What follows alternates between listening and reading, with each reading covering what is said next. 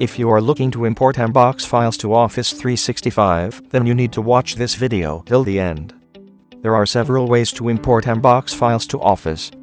We are going to demonstrate the best and the easiest one. Kernel for MBOX to Office 365 is a technically advanced tool that helps its users to import MBOX files to Office in no time. Let's see how. Once you have installed and run the software, you need to start with selecting the desired MBOX files folder. Let's say folder by clicking on the Browse button.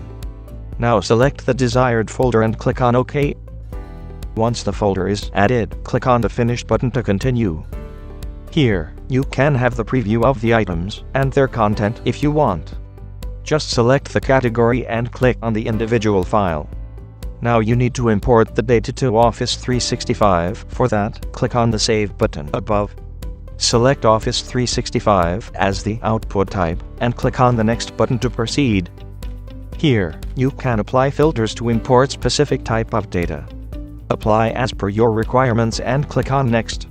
Provide correct login details of your Office 365 account. In the bottom, check the box, and do the needful if required.